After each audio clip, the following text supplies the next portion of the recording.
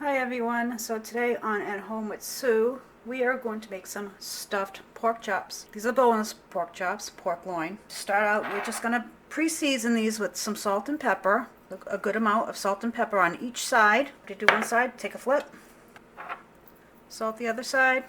You can use regular salt, seasoned salt. This is lawyer salt, I think that's how they pronounce it. But we're just going to do straight up salt and pepper. And actually, you know what? I'm going to add a little bit of garlic powder to this too. So a little bit of garlic powder just on one side, a good amount. We're just going to let that rest like that for about a half hour. So you don't have to, but this is what I'm going to do. Once that's set up for about a half hour or so, we'll be back. All right, so this has been sitting out for a little bit. Say about at least 20 minutes or so. I want to start getting this done.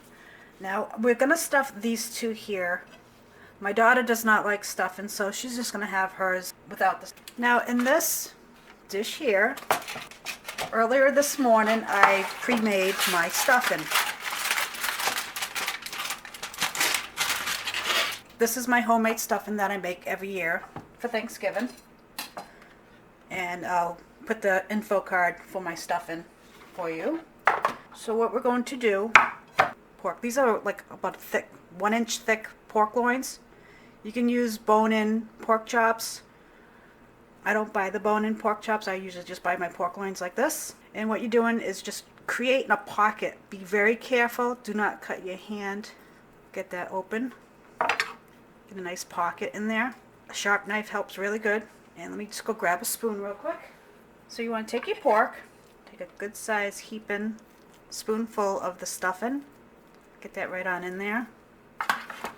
Fit a little bit more in there. Use your fingers if you like. Now you can take a wooden skewer and weave it through, but that's going to stay nicely stuffed and closed like. So there's one, and I'm going to go and do the other one. There you go. Grab a spoon. So it's probably about a half cup of stuffing in here. You're not really measuring it. You're just putting in as much as you can to fit in there. So pack it in there very good. Close that one up like that. And like I said, this one's going to be for my daughter. She doesn't like the stuffing. Quick wash of your hands. Just grab my olive oil. Bring you over to the stove. I'm going to put you on pause for a minute because I'm going to preheat that pan and answer my phone. Be right back. Okay, so while our pan is heating up, I'm also going to put the oven on at 350 to preheat that. Grab my tongs. Alright, so we're going to use a little bit of olive oil just to coat the bottom and use whatever's left in my little bottle here. Now we're also going to take a couple tablespoons of butter because, let's face it, everything's better with butter, right? This is how I'm making this. You don't have to do this exactly like I am. This is just dinner tonight, and I figured I'd show you how I make my stuffed pork chops. And what you are going to be doing is, as soon as this heats up, we're going to brown both sides of the pork. And once both, you're not going to cook it all the way through. You're just going to give a nice brown sear onto them. So we're going to take one, put that in there, put the other one in there, and this little one right here. So we'll say about 3 minutes per side, and let that sear up. Going like that. It's already starting to smell really good right now. So like I said, about 3 minutes per side, and then it goes into the oven for 30 minutes. About every oven is different, so this is, you just want to make sure your pork is cooked through. Okay, so we're going to turn this heat down just a little bit. And we're going to carefully flip these over. And you don't want to flip it over so the stuffing is going to fall out. You just want to go backwards. We'll take this one. And flip that one over there. And we'll flip this one here. This one has some nice color onto it. So we'll let the other side brown up. And you can keep this all in one pan. Get in there. So I'm just going to arrange this a little bit because I'm going to put the leftover stuffing around the pork chops. So I just want to crisp this up in the oven. Doesn't have to be perfect. This was in the refrigerator. So we're just basically crisping up the bread and reheating the stuffing. So our oven is up to 350.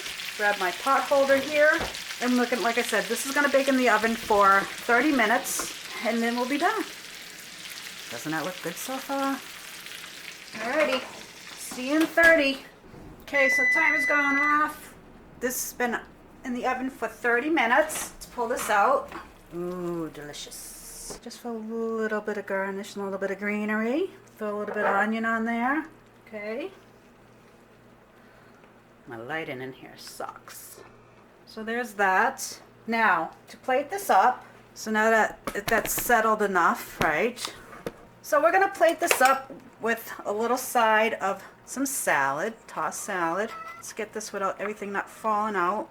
Okay, so there's our dinner for tonight.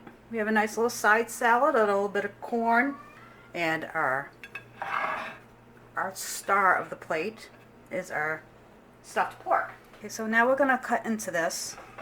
Let's turn it that way, just so we can give it a quick taste and show you that it is done.